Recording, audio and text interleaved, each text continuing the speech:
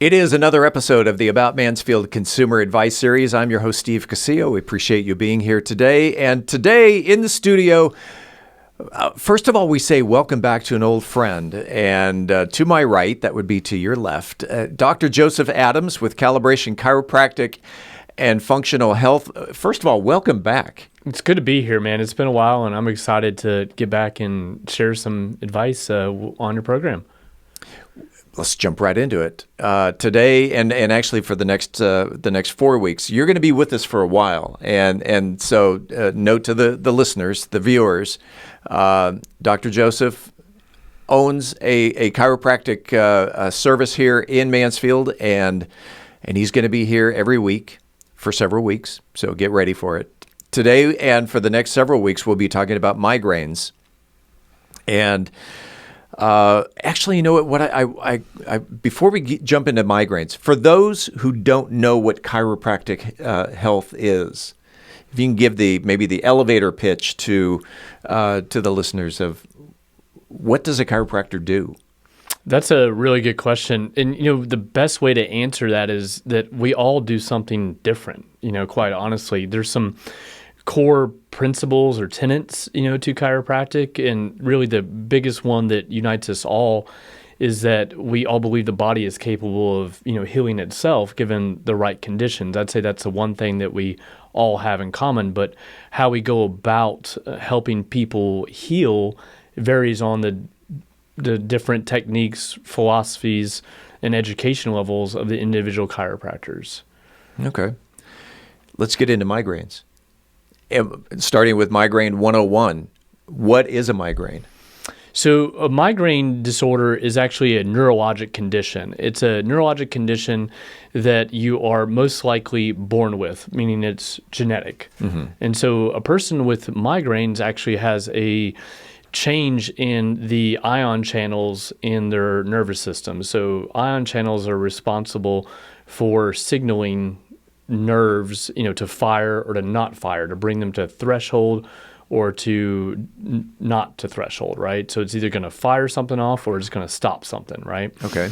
And so people who have migraines have alterations in these ion channels, and because they have alterations in the ion channels, they have these brains that are very sensitive very much like somebody who has a seizure disorder. So you could say in a way that a migraine disorder is very similar to somebody who has a seizure disorder. Would they be having a seizure then? I've never experienced a migraine, so I all I know is that it's like a severe headache, is it not?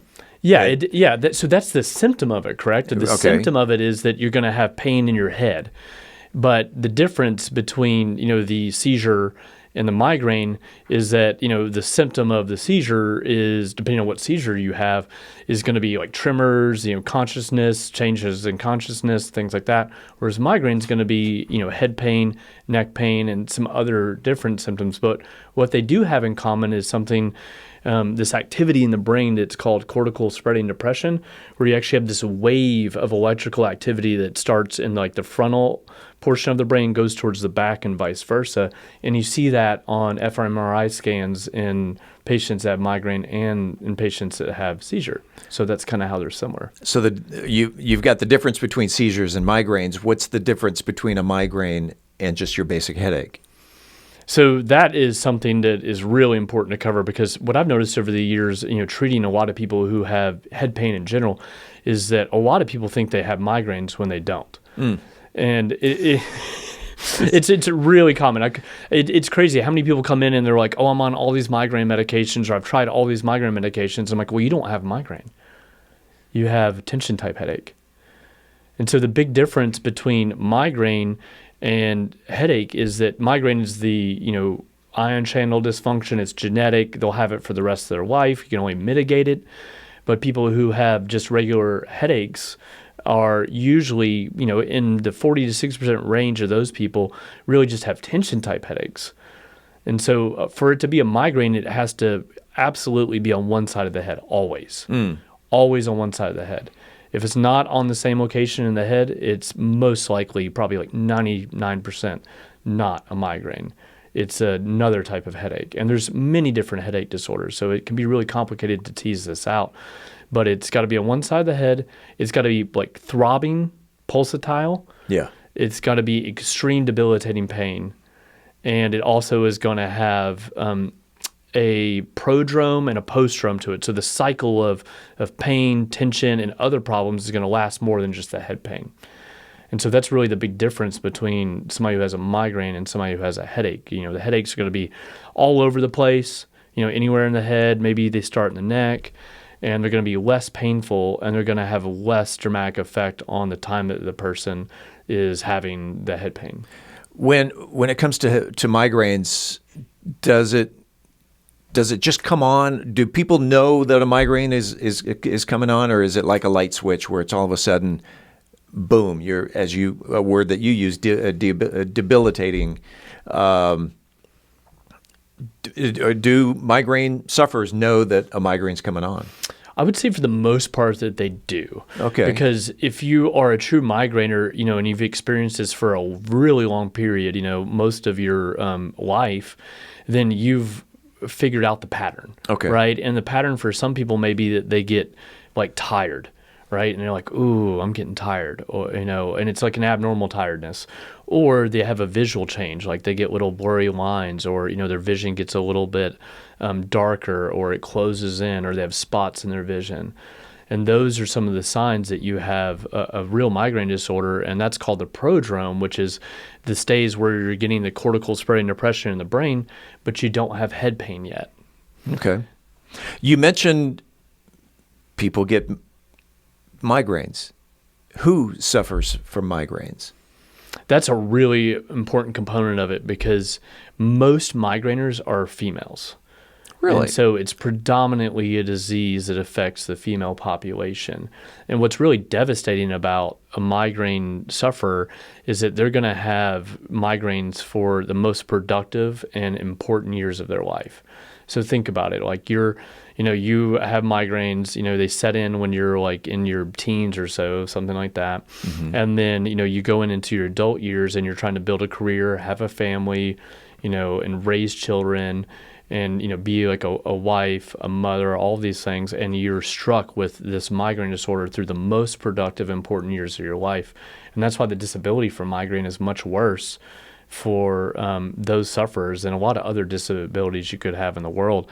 And migraine is said to be the number 2 disability worldwide, depending on whether you're having migraines from overuse of medications. And that's one of the biggest reasons it actually is higher than we previously thought, the dysfunction, because a lot of people who are on migraine medications actually get more migraines because of mismanagement of the medications. By overusing the medications, they get more migraines.